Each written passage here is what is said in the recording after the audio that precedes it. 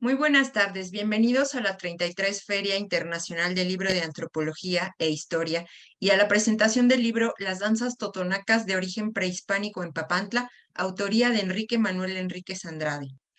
El libro aborda las danzas tradicionales como una de las manifestaciones rituales que definen y caracterizan al grupo totonaco. Formadas de manera colectiva a través de varias generaciones, son un elemento de identidad que transmiten los valores del grupo y su manera de comprender el mundo, ya que sirven de cohesión y fortalecen el sentimiento de pertenencia. En la religión de Papantla, las danzas reflejan la manera cómo los totonacos se relacionan con su medio ambiente y con las entidades del mundo sagrado. Son un instrumento de comunicación entre los hombres y las deidades. Por ello, se considera que para ser danzante se requiere de un don específico que se manifiesta y se reconoce de diferentes maneras. El objetivo del presente estudio se centra en la situación actual de las llamadas danzas de origen prehispánico en Papantla, la danza del volador y la danza de los guaguas. Para esta presentación nos acompañan el doctor Francisco Barriga Puente, José Luis Moctezuma Zamarrón y el autor Héctor Manuel Enríquez Andrade. Voy a presentarlos de acuerdo al orden de su participación. Primero les presento al doctor Francisco Barriga Puente. Se ha especializado en temas de tipología lingüística. Obtuvo los premios Vicberto Jiménez Moreno y Fray Bernardino de Sahagún por sus trabajos sobre los sistemas de numeración de las lenguas americanas y los usos culturales de los números entre los grupos mayas. También investigó los sistemas pronominales de 339 lenguas indígenas desde el Ártico hasta la Patagonia. Paralelamente, ha llevado a cabo una intensa actividad docente en la ENA y en otras universidades nacionales y extranjeras. Asimismo, ha dirigido 15 tesis y organizado 13 encuentros de lenguas en riesgo. Adelante, doctor Francisco Barriga. Muchas gracias por la presentación y también gracias por la invitación a presentar el libro Las danzas totonacas de origen prehispánico en Papantla, que escribió Héctor Enríquez Andrade, quien es investigador de la Dirección de Lingüística. Para empezar, quiero subrayar que las danzas han acompañado a los hombres desde siempre, pues constituyen tanto una forma de expresión como un medio de comunicación que, como especie, hemos utilizado para conectarnos con nuestros congéneres, con nuestros antepasados, con los dioses y con las fuerzas de la naturaleza. Su valor radica en su sentido mágico y animista, así como en su eficacia simbólica, la cual genera una importante cohesión social. En función de lo anterior, resulta acertado que el autor del libro invoque a Jacques Gallinet, quien a su vez se sirve del arquetípico mito del eterno retorno que postuló Mircea Eliade en 1949, el cual plantea la existencia de un axis mundi que conecta nuestro mesomundo con el supramundo y el inframundo. Este eje implica, por una parte, el establecimiento del contraste entre las fuerzas diurnas, solares, ubicadas en el mundo superior, y las nocturnas, lunares, en el inferior. Así, también, como el establecimiento de los 4 puntos cardinales representados por los 4 danzantes que descienden volando. Del esquema planteado, se puede inferir que el poste marca una especie de 5º punto cardinal, y a la vez constituye un camino por el cual algunos personajes selectos tienen la facultad de transitar en sentido vertical, como sería el caso de los sobrenaturales, los chamanes, los nahuales, algunos curanderos y, por supuesto, en cuanto al tema que nos ocupa, los voladores, cuyo oficio es sagrado por definición. Además del espacio, el simbolismo de la danza de los voladores abarca también al tiempo, el cual está representado por el vuelo que prototípicamente se debe consumar exactamente en 13 vueltas, que al ser multiplicadas por los 4 danzantes arroja un total de 52 giros, los cuales corresponden a la rueda calendárica mesoamericana, que combina el ciclo de 260 días del calendario adivinatorio de nuestra área cultural con los 365 del año solar y no con las 52 semanas del año gregoriano, pues el concepto de semana es a todas luces sincrético. Asimismo, considero que también fue un acierto de Héctor Enríquez incluir en su libro al simbolismo de la fertilidad, tal y como lo plantea Jesús Jáuregui, pues efectivamente es muy posible que en sus orígenes la danza del volador estuviera relacionada con la abundancia de los campos, porque clavar un poste dentro de un agujero en la tierra remite de inmediato al acoplamiento de un constituyente masculino arriba con uno femenino abajo, en un acto metafórico de fecundación encaminado a renovar la vida en el mundo intermedio. Para terminar estas pequeñas notas introductorias, considero importante el reiterado señalamiento de que la danza de los voladores no es exclusiva de Papantla, ni de los totonacos, pues también se ha identificado durante diferentes épocas, fue identificado entre los toltecas, con los aztecas, incluso está en Bernardino, no es Bernardino, está identificado en la conquista de la Nueva España, en la Mixteca, así como entre los pipiles, los nicaraos y los quichés. Esto ya llega hasta Centroamérica. Asimismo, es pertinente hacer notar que el vuelo fue ilustrado en algunos códices coloniales, como el Azcatitlán, elaborado en el Valle de México, el Porfirio Díaz, de origen cuicateco, y el Fernández Leal, también procedente de la Cañada de Cucatlán, todos ellos del siglo XVI. Por esa época, el valor del sincretismo empezó a magnificarse y el interés de los indígenas por el Axis Mundi comenzó a ser aprovechado por los religiosos con fines de evangelización. Por consiguiente, los frailes recurrieron a la danza de los voladores para transmitir su religión. El palo de los voladores, el sacaquiwi, adquirió el valor de la cruz. Los hombres pájaros pasaron a ser ángeles y la celebración de los vuelos se asoció con ceremonias claves de la religión católica, como el bautismo, tal y como se muestra en la página 27 del Códice Azcatitlán, que Héctor Enríquez reprodujo en su libro, en la página 57, su libro que ahora presentamos. Habiendo introducido el tema en lo general, a continuación quiero presentar los aspectos que considero más relevantes de las danzas de origen prehispánico que se siguen practicando en Papantla, a saber, la de los voladores y la de los guaguas, tal y como ya nos informó Viridiana. Con respecto a la primera, ya a partir de la lectura del libro, considero que sus protagonistas principales son los danzantes, el caporal y los pilatos. En cuanto a los que encabezan la lista, ya se dijo que su oficio es sagrado, como también es el de los curanderos, los rezanderos y las parteras. Ser danzante es un don, un talento, que a pesar de ser innato se debe cultivar. Para ello, además de la observación y la participación, también existen escuelas de danzantes que reclutan estudiantes a través de convocatorias en las comunidades. Se empiezan a formar desde niños, los danzantes, y afirman que el aprendizaje dura toda la vida.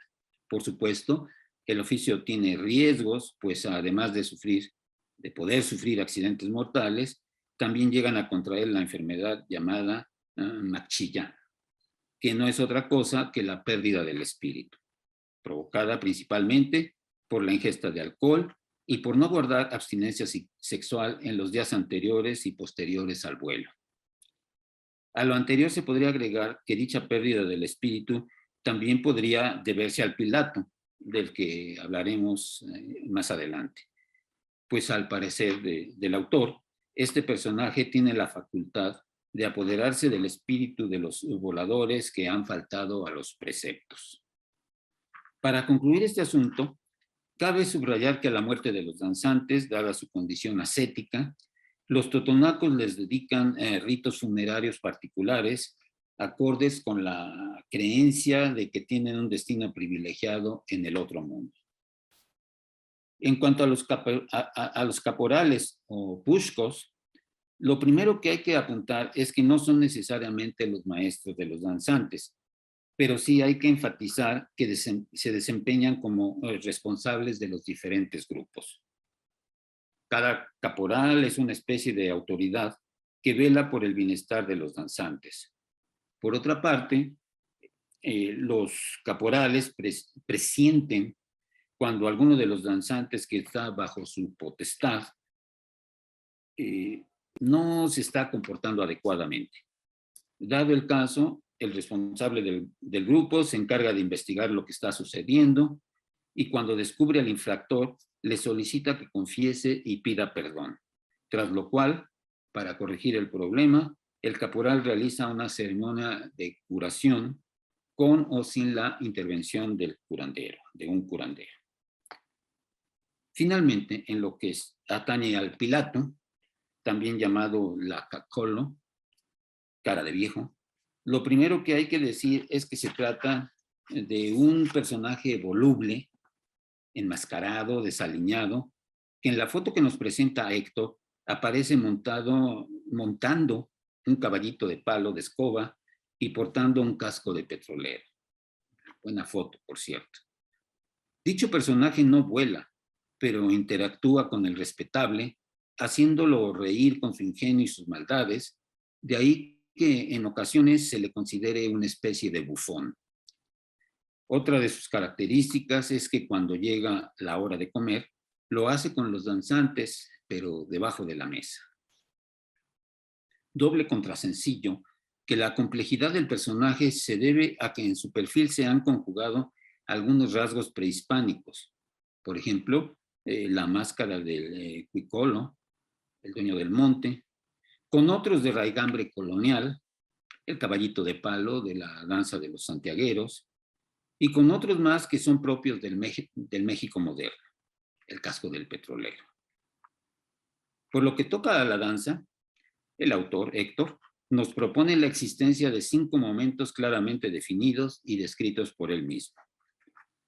El primero corresponde a la elaboración del altar para pedir permiso de entrar al bosque.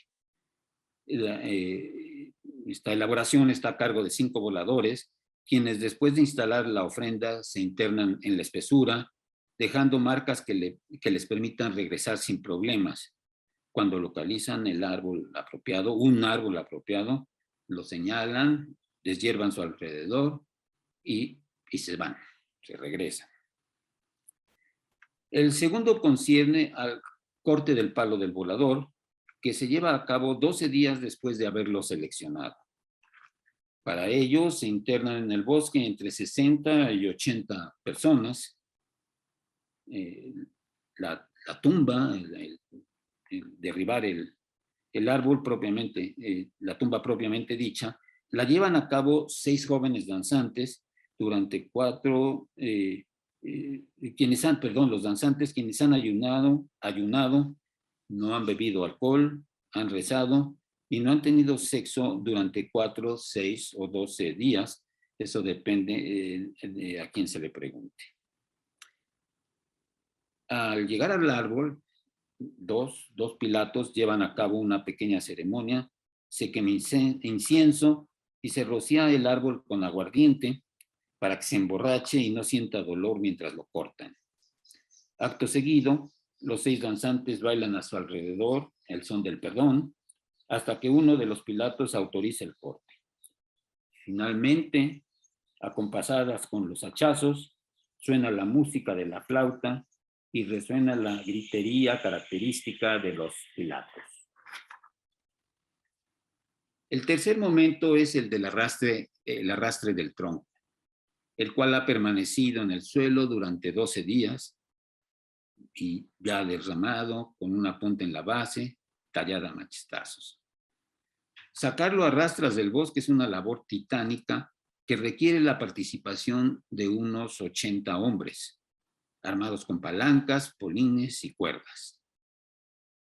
Al llegar a su destino, uno de los pilatos revisa el tronco para comprobar que no esté hueco ni podrido.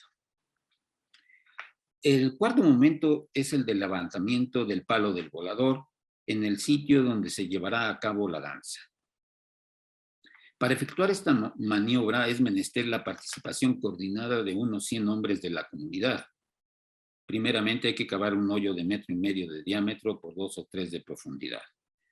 Luego se debe colocar la base del tronco a la orilla del hoyo, levantar la punta superior entre 1,5 metros y 2 metros para ajustar en ese extremo la manzana, o sea, el dispositivo de madera que al girar permitirá que se vayan desenrollando las cuerdas de los 4 voladores. Acto seguido se clavan los travesaños de la escalera y se realiza otra ceremonia de petición en la que se baila, se asperja aguardiente, y los pilatos colocan un gallo negro en el hoyo, el cual morirá en el momento en que se plante el zacatigüe. Terminada la petición, se procede al levantamiento propiamente dicho. La operación se lleva a cabo izando poco a poco el tronco con cuerdas, apuntalando su inclinación con horquetas de madera, horquetas de troncos elaboradas ex profeso, hasta que finalmente el tronco se desliza por gravedad dentro del hoyo. La maniobra termina con el apuntalamiento del tronco mediante cuñas del tamaño apropiado para estabilizarlo y con la colocación del cuadro donde se sentarán los danzantes antes de emprender el descenso. El quinto y último momento es el de la danza, que, grosso modo, consta de la aparición de los voladores debidamente ajuareados con su vestimenta tradicional, la danza en el suelo alrededor del tronco, la subida al palo, el baile del caporal en la parte más alta del tronco, orientando su ejecución a los 4 puntos cardinales, el vuelo de descenso en sentido levógiro, al contrario de las manecillas del reloj, y la salida de los 5 danzantes. Con respecto a este particular, Héctor nos hace notar que al terminar la danza, el caporal está purificado y no puede tocar el palo ni la escalerilla, así que para bajar necesita deslizarse por una cuerda que sostiene uno de sus compañeros desde el suelo. Con respecto a la segunda danza de origen prehispánico tratada en el libro que hoy presentamos, la de los guaguas, se puede decir, por una parte, que no puede negar su aire de familia con respecto a la de los voladores, y por la otra, que algunas de sus características son complementarias con respecto a las de la primera danza aquí examinada. Entre los aires de familia más evidentes podríamos señalar el número de danzantes, la presencia de un caporal, la ausencia de mujeres, el vestuario, los instrumentos musicales empleados, el hecho de que integran su repertorio a base de sones, su identificación con las aves y la vocación de girar repetidamente sobre un eje, solo por mencionar algunos. Y es precisamente en este último rasgo donde la complementariedad se hace más patente, pues mientras los voladores giran en torno a un eje vertical, ¿sí? Definiendo pues al girar los 4 puntos cardinales que todos conocemos en un plano horizontal, los guaguas giran sobre una cruceta en torno a un eje horizontal, como en una rueda de la fortuna, ascendiendo y descendiendo, yendo simbólicamente del supramundo al inframundo y del inframundo al supramundo a través del mesomundo. Y pienso que son complementarios porque conjuntamente cubren todas las relaciones espaciotemporales que han planteado los especialistas en ontología arcaica. En efecto, con los voladores están los 4 puntos cardinales y el centro, mientras que con los guaguas están el mundo superior de los dioses, nuestro mundo intermedio y el mundo inferior de los muertos y los demonios. Todos ellos interconectados por el axis mundi que atraviesa los 3 planos y sujetos a las leyes del eterno retorno. Desafortunadamente ambas danzas se están desvirtuando tan rápidamente que en la actualidad ya se encuentran en peligro de extinción.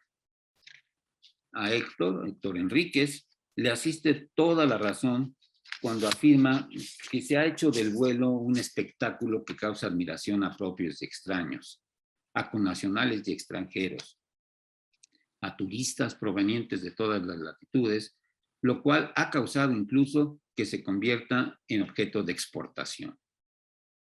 Mas la reiterada escenificación del vuelo le ha pasado factura al carácter ritual del mismo.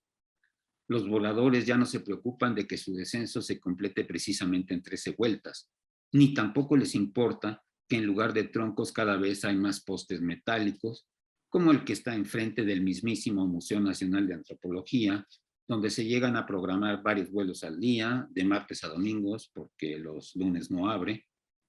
Y dice el autor, y dice bien, que a los jóvenes ya no les interesa la ritualidad del mismo, como tampoco les interesa aprender la lengua totonaca. Tocante a este particular, conviene recuperar la cita de Loret Séjourné, escrita hace 68 años, con que Héctor Enríquez cierra su obra. Abro comillas. El futuro caporal será un señor muy bien pagado, a quien rodeará la mayor admiración y los más exquisitos cuidados.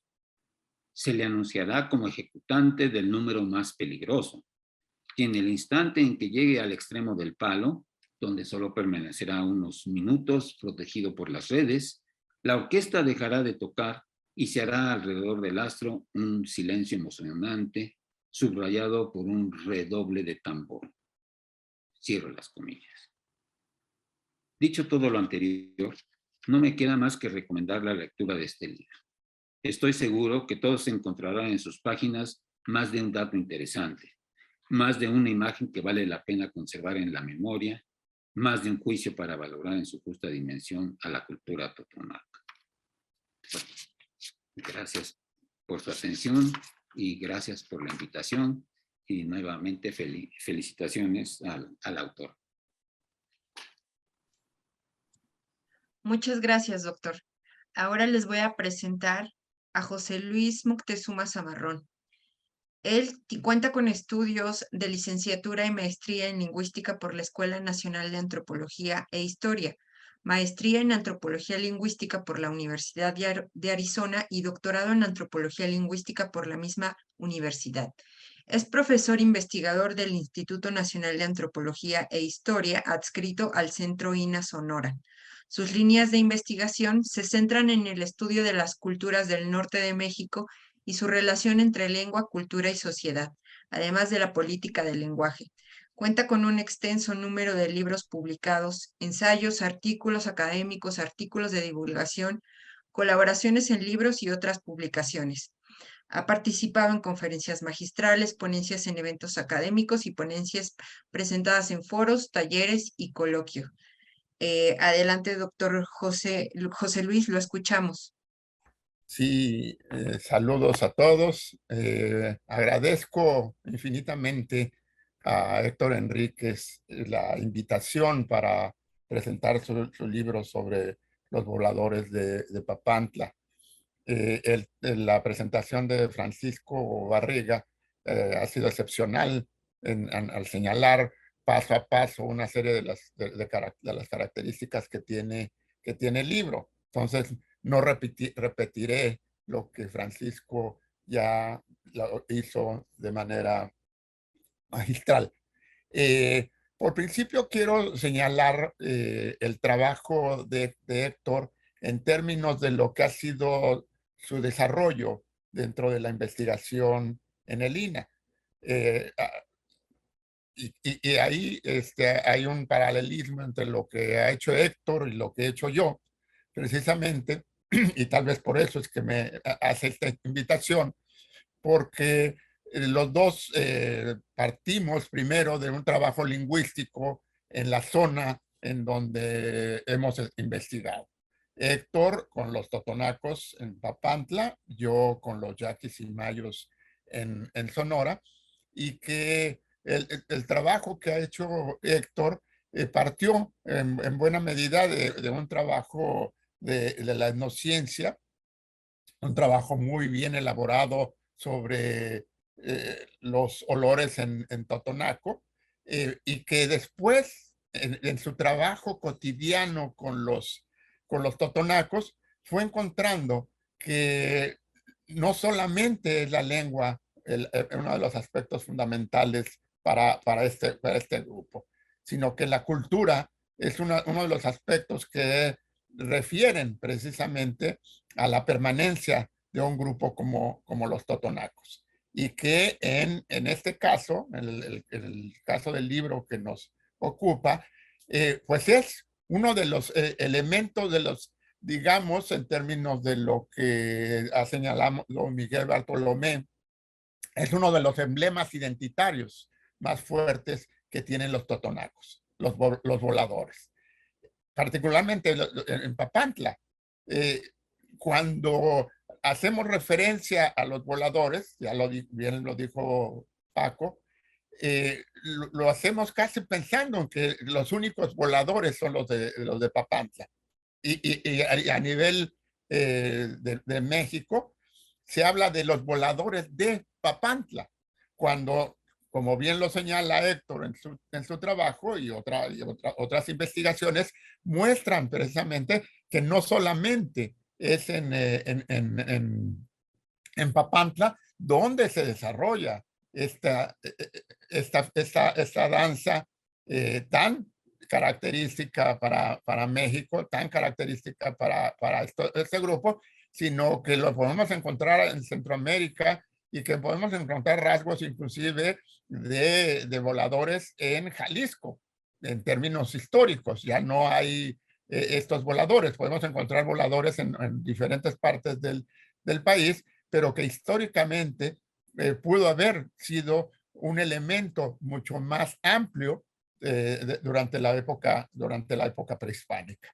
Y entonces, bueno, a mí me tocó particularmente en los años 80, llevando alumnos al campo, lo hice con los totonacos, ver a los guaguas en Puebla, en un pueblo que se llama Patla, un 8 de septiembre, lo tengo muy claro porque fue impresionante, de haber visto a estos voladores de Papantla en esta imagen que conocemos todos, a ver a las guaguas haciendo su labor ritual en una fiesta, como una fiesta de la religión católica.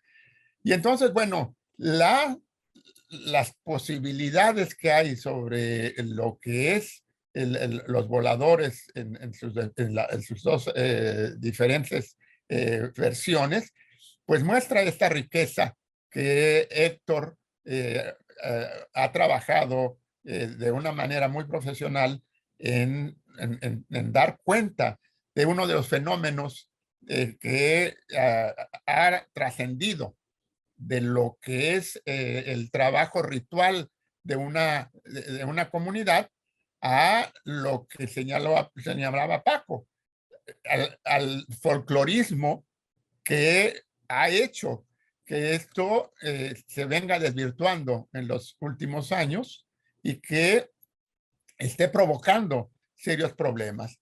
Y que por un lado tengamos el hecho de un trabajo ritual tan desarrollado, tan elaborado, tan complejo, tan lleno de elementos simbólicos, tan importante en la participación colectiva de los habitantes de Papantla para poder en su conjunto llevar a cabo todo el aparato que permita precisamente llevar al final a lo que sería la danza misma, lo que se ve públicamente y de lo que se queda generalmente la gente. Nada más en esta parte de lo que son los voladores.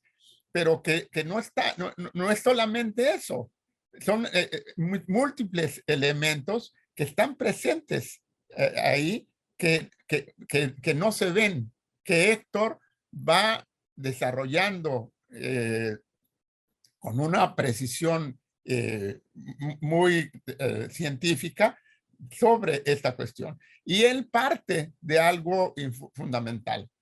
Es el hecho de hacer una etnografía, digamos, una etnografía densa en términos de lo que llama Gertz, para dar cuenta precisamente a partir de lo émic, que es un término lingüístico que tomó la antropología, para señalar que su visión etnográfica parte precisamente del hecho de que lo que va a mostrar es a partir precisamente de la visión de lo que hemos llamado los otros, de la visión de los que practican realmente este trabajo ritual.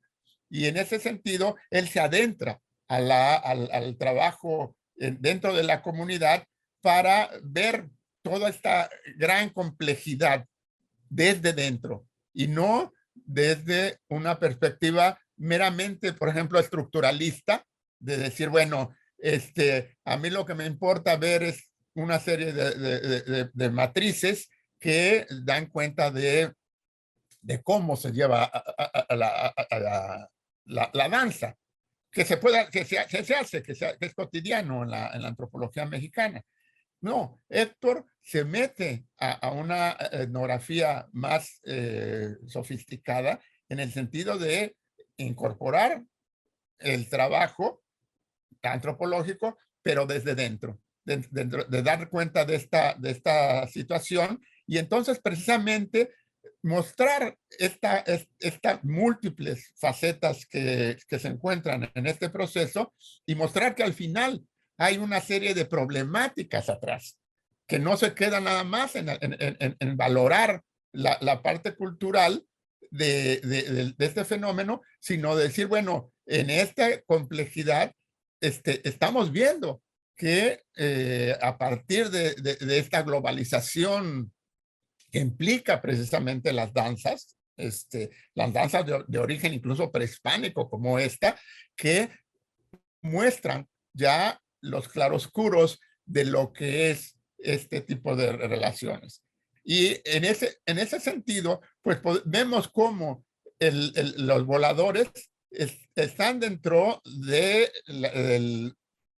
lo que son aquellos aspectos que se han tomado en cuenta dentro de la UNESCO como parte de los aspectos culturales que tiene la humanidad.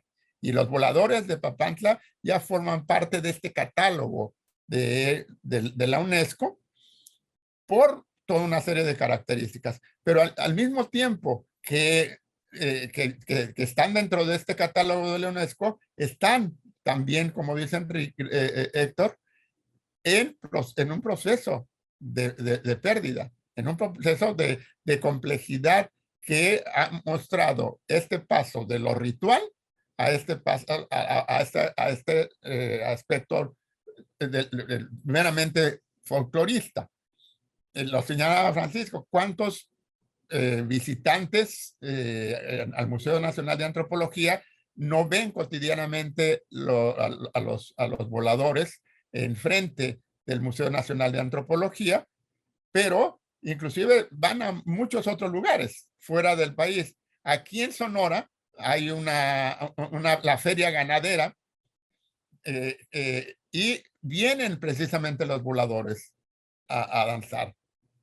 ¿Y por qué? Porque se convierte ya en un aspecto meramente folclórico y se termina por desvirtuar esto. Y entonces la gente únicamente ve este último acto de toda esta cadena de elementos que va desde el que quienes van a participar van a hacerlo bajo una serie de criterios de que son los hombres los que van a hacer todo este trabajo, de que tienen que tener ciertos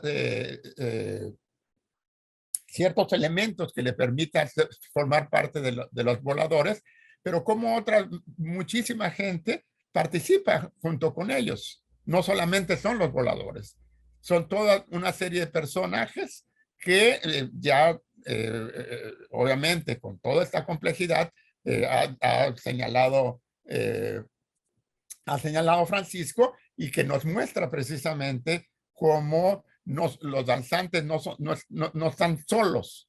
Los danzantes no son solamente alguien que se sube a este tronco, ahora inclusive metálico en muchos aspectos, y inclusive con esta peligrosidad que ha llevado que muchos voladores hayan fallecido en caídas que han tenido al llevar a cabo la ceremonia.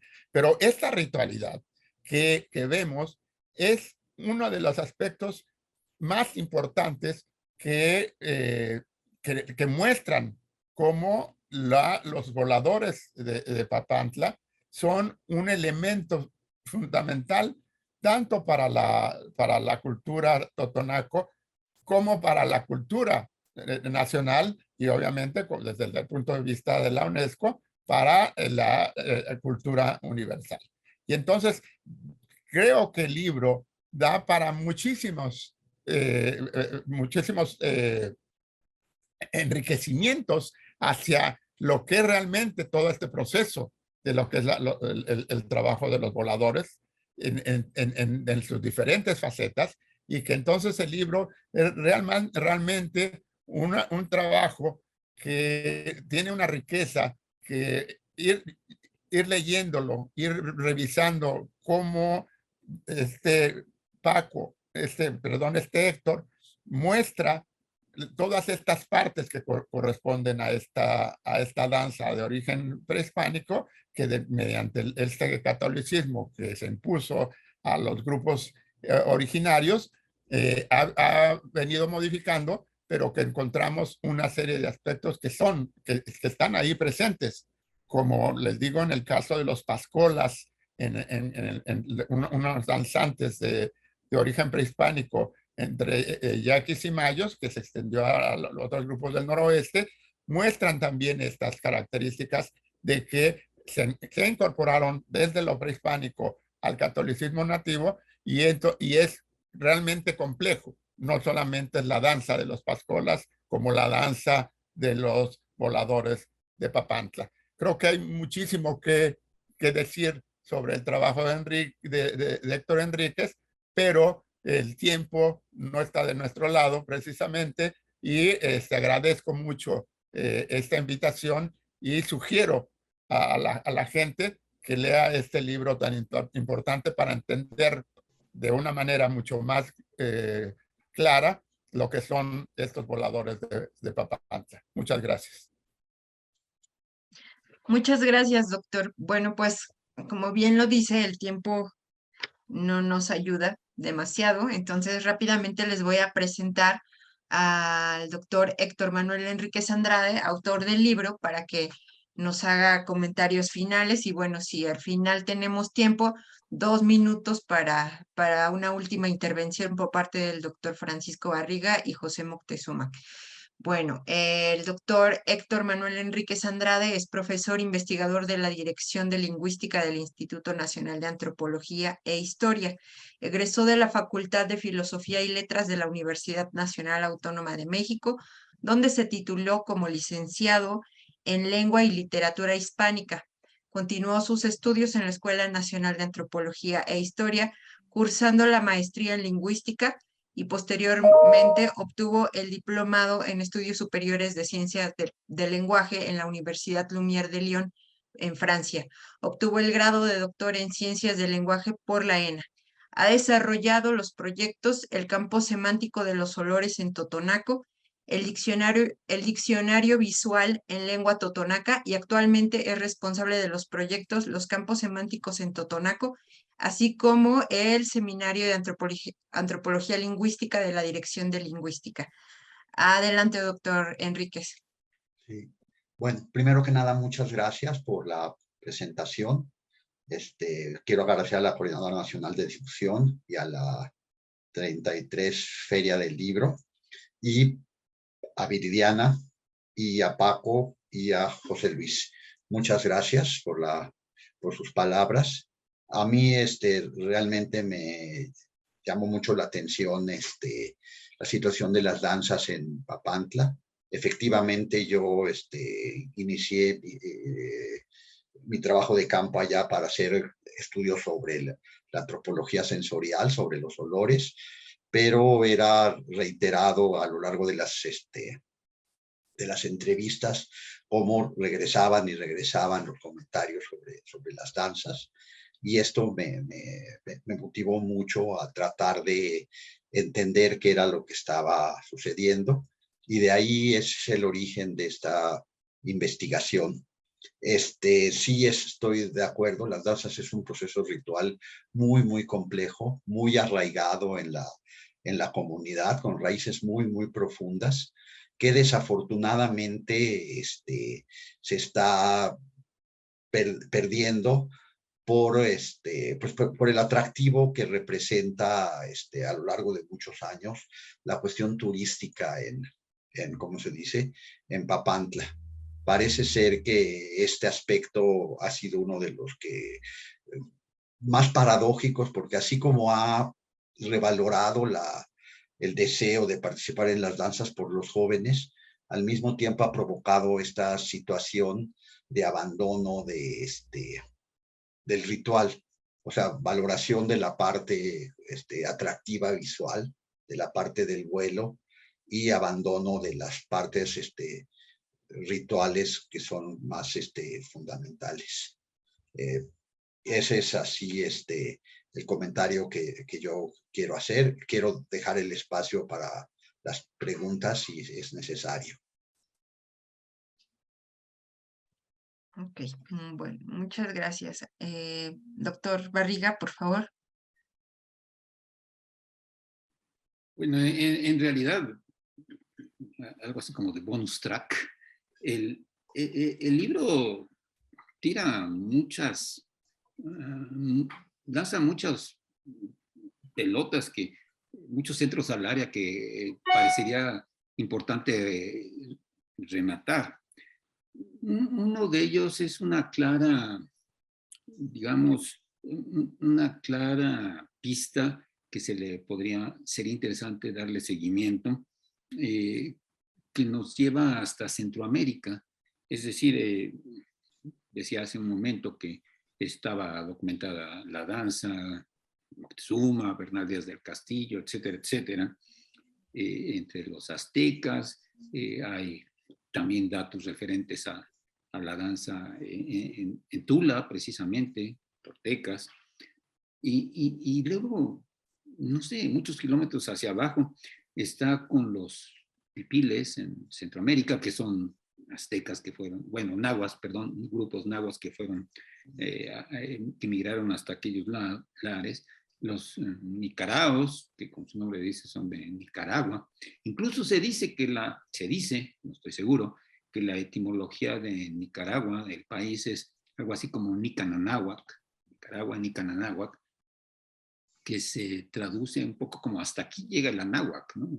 Hasta acá. Y la relación de los quichés también, ¿no? Que ya es una filiación mayense, ¿no?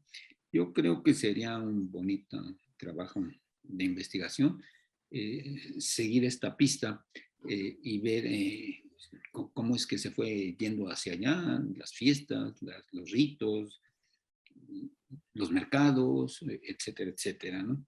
Y que a través de esta danza, de este ritual, podríamos obtener una información adicional sobre toda la distribución de estas culturas mesoamericanas hacia esos límites muy, muy extremos al sur de Mesoamérica.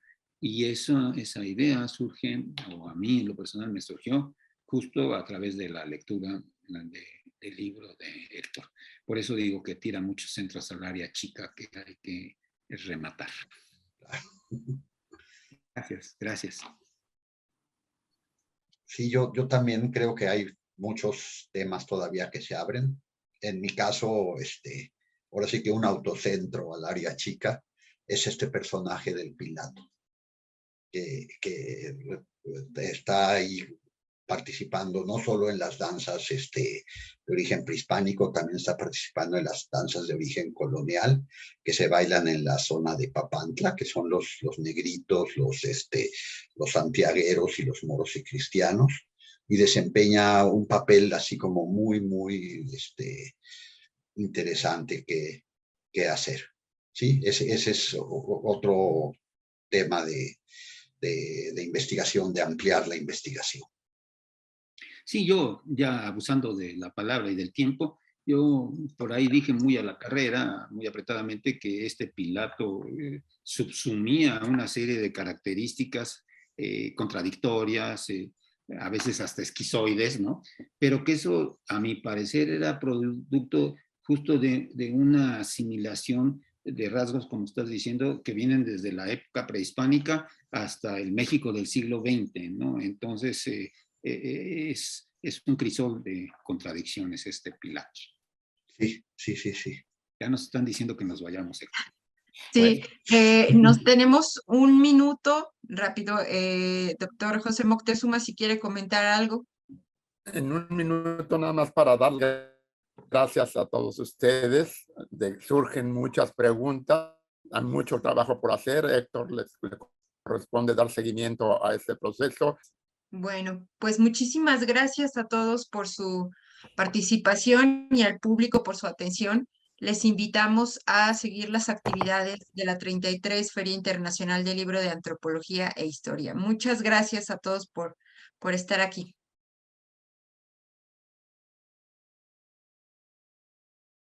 Gobierno de México.